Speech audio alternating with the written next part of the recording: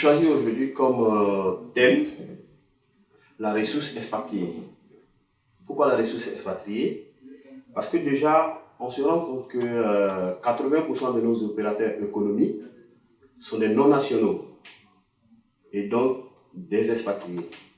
Sans toutefois faire la nuance, pour dire que si tu es non national, tu es forcément expatrié. Non, il ne s'agit pas de ça. Donc, la question qui pourrait se poser, c'est de savoir qui est l'expatrié. Il faut savoir déjà que on n'est pas expatrié forcément parce qu'on n'est pas national. Non. La notion d'expatrié requiert trois principaux caractères. Il y a certes la nationalité, il y a le poste et également le niveau de salaire. Donc, on va dire le personnel d'encadrement. À la fois, certains pourraient se poser la question de savoir si on pourrait être expatrié dans son propre pays. Je répondrai oui, on peut être expatrié dans son propre pays.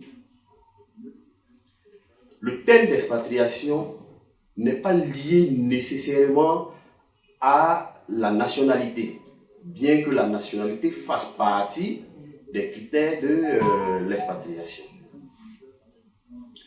Aujourd'hui, on se pose la question de savoir quel est l'impact de la gestion de l'expatrié dans les ressources humaines. La gestion de l'expatrié, je ne dirais pas qu'elle est différente de celle des locaux, mais elle implique beaucoup d'autres choses, notamment en matière de rémunération, en matière d'avantages acquis. Donc, l'impact de cette gestion crée bien évidemment une frustration par moment dans la gestion des ressources humaines. Pour quelle raison? Pour le même poste, l'expatrié peut, je dis bien, peut avoir des avantages qui sont très élevés par rapport au local qui occupe le même poste et qui par moment même, on va le dire à 80%, ce sont les locaux qui forment ces expatriés à la tâche. Du coup, les rémunérations n'étant pas pareilles, les avantages n'étant pas pareils, ça crée des graissements. Et en tant que HR, en tant que manager des ressources humaines, nous gérons ces difficultés. On dira sûrement que l'expatrié, il n'est pas dans son pays, donc il aura besoin des primes d'accompagnement, des primes de dépaysement.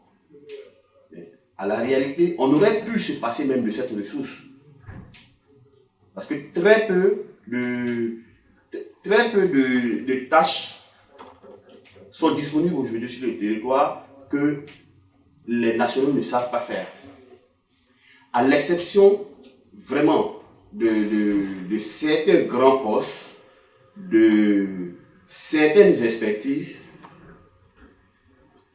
nous savons tout faire sur le plan national.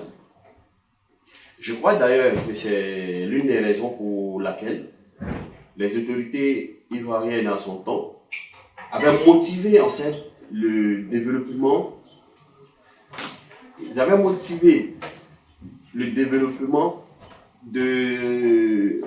Non, pas le développement, ils avaient motivé l'emploi national. Comment? En faisant payer des taxes supplémentaires aux expatriés. Je vais citer pour le cas l'agence emploi jeune, qui en son temps était la GEP. Donc, quand tu engages un expatrié, tu as des frais supplémentaires à payer. Cette mesure était venue pour motiver l'emploi national. En même temps, il faut aussi le dire, on ne pourra pas se passer des expatriés dans la mesure où déjà nous sommes tenus de vivre en symbiose, puisque le monde aujourd'hui est planétaire. Ça, c'est la première chose. Secondo, si ce sont eux qui sont les opérateurs économiques les plus puissants, les plus présents, on ne va pas les écarter de leur business. Donc, à la fois, ils sont avec nous, ils sont présents, ils sont sur notre territoire, ils bénéficient davantage que nous, les locaux, n'avons pas forcément. À défaut de faire une parité, je pense qu'il faut arriver à faire, à réduire l'écart qu'il y a entre ces locaux et ces espaces.